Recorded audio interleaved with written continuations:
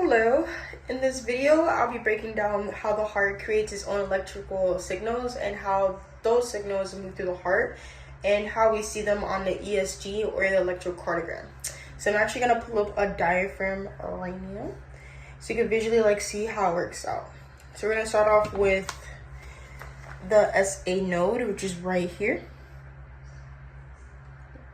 Alright. So when it comes to the SA node, this would show the conduction system of the heart. Right here on the SA node, that's like the natural pacemaker of the heart.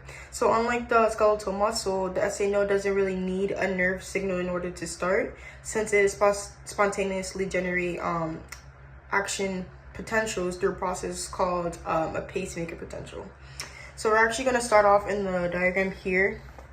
So first, you're actually going to do a slow sodium channel would open, and that will allow the sodium to slowly enter the SA node cells, and that will cause a gradual depolarization. Then once it reaches the threshold, the calcium channels will open, and that will allow the calcium to actually rush in, and that will cause a rapid depolarization phase. Then after that, the potassium channels would open and the potassium would flow out, and that would bring the cells back to the resting, called the repolarization. Right here. And that is how the SA node would actually keep your heart beating, and that's usually for about 60 to 100 times per minute. Then after that, we're actually going to go down to the conduction system of the heart. So once the SA nodes would fire, the electron impulse would start to contract. Then the AV node right here, it would do a brief pause, and that pause will cause the ventricles to fill up with blood. And then after, right here.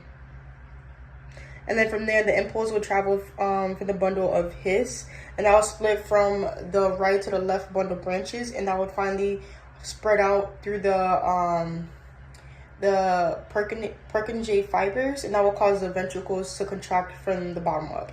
And you can see how the sequence will work out from that.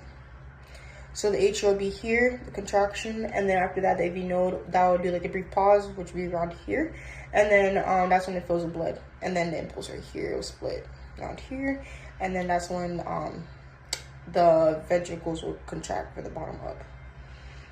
And then after that, I'm actually going to show you as well the ECG section right here, or the electrocardiogram. So it's going to look like this.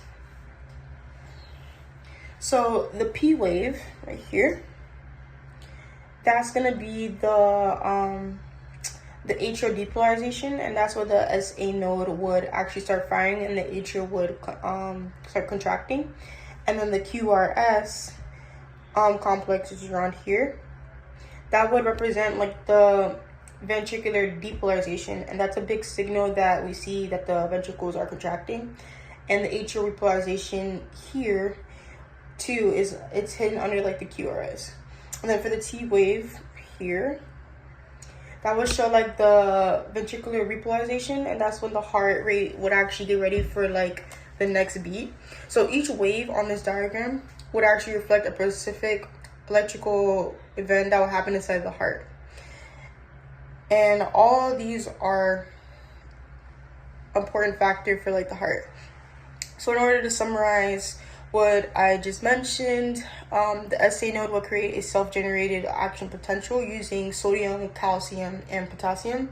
And then that impulse will move through the heart conduction system, the SA node, to the AV node, then the bundle of His, then to the Purkinje fibers.